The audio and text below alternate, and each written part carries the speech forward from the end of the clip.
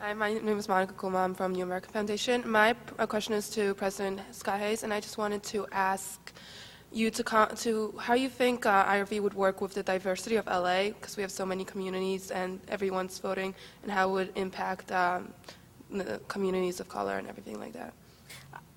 I think I said I'm really excited. I think because this is going to be a new way of voting in our area, and it's not brand new. I mean, people have been doing this in other areas.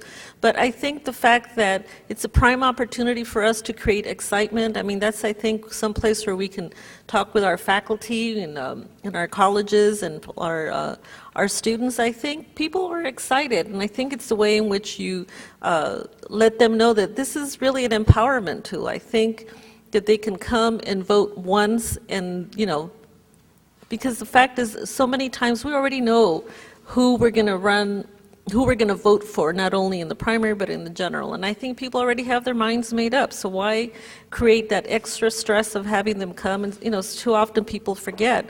So I think the fact that we can take care of it all at once is really a way for us to really encourage and increase voter participation and really empower so many communities that in the past have not participated.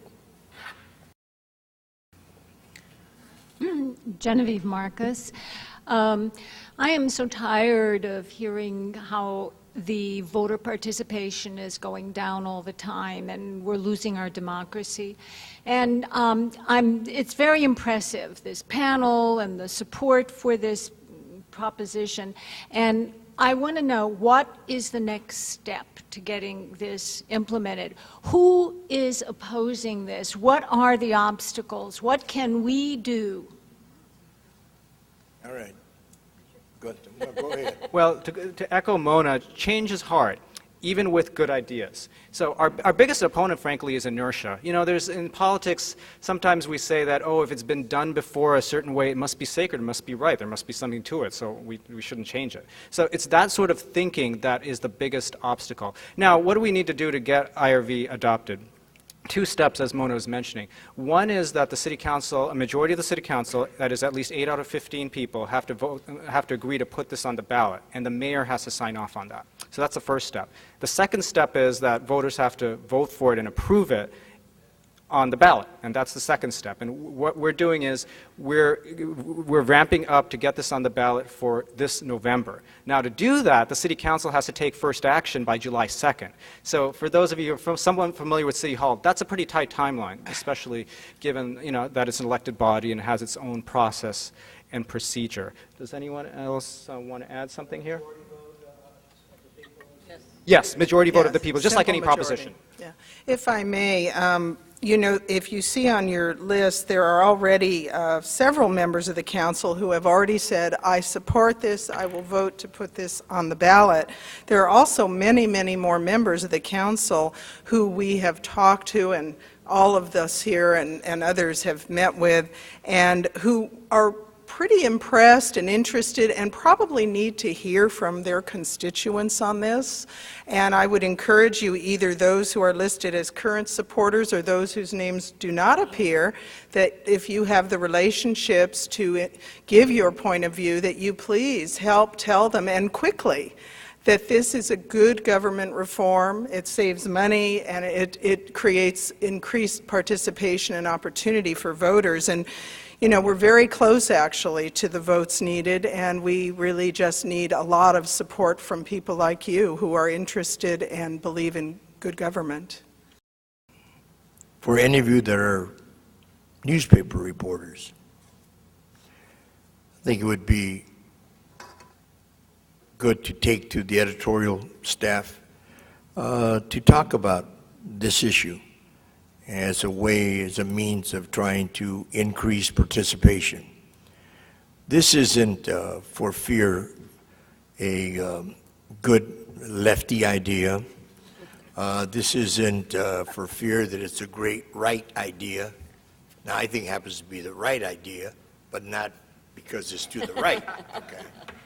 So I think the fact that you see Gary here from the Chamber of Commerce, very thoughtful business people and a very good advocacy group for business here in Los Angeles, haven't always been known to support, changes like this, but they see the merits of it. And obviously, you have members of community college that went through the experience, at least in terms of the amount of money that they have to put out every several years, that they have to put out for an election, and only to see how little you think it's bad for the city council. Really? It's worse for the community college, especially if there is a runoff. I mean, forget about how bad it is in the first, but then if there's a runoff, I mean, the participation is so low in something so important in terms of governance of the community college. And the same thing goes here in Los Angeles. I mean, all of you have different interest groups. You represent, certain different areas of interest and the like. And I think that, and I understand how decisions are made with the city council, is if they only think that it's a great idea that Gunther thinks it is, and an organization like the New America Foundation, which probably none of them even know who it is, okay? If that's all that they think that is supporting something like this, then the likelihood of it being put on the ballot and passing is not that great. But when they see that there are other people, very, thoughtful individuals, representing thoughtful organizations, irrespective of whatever ideology that is involved, I mean, I think that this is good for everybody. I mean, I am sickened, I am depressed every time that there's an election. And I used to teach this in my political science class in college when I taught at the University of California at Irvine. And I said this then and I say it today. And this is a sad commentary, but the quality of elected officials are better than what the people deserve. Because you have to remember that the people elect them. And that is the honest to God's truth. Everybody complains, but they certainly do not exercise those complaints when it comes time for the election, come June. I don't know how many times I used to walk precincts for myself, how many times I walked them for presidential candidates and for every conceivable person under the sun, not just here in Los Angeles, but throughout the state of California. And I knew that when I talked to them, I knew they were lying to me when they said that they were going to go out, that they were, after dinner, they were going to be at the polling place. I mean, and then of course I'd embarrassed a few of them by going back to their house, and then they had a different excuse then. And then the last one ultimately, oh, well, what is one vote? My vote's not going to count. But I believe that, it begins with an idea, and from the idea comes getting support for that idea, and then support just grows and mushrooms.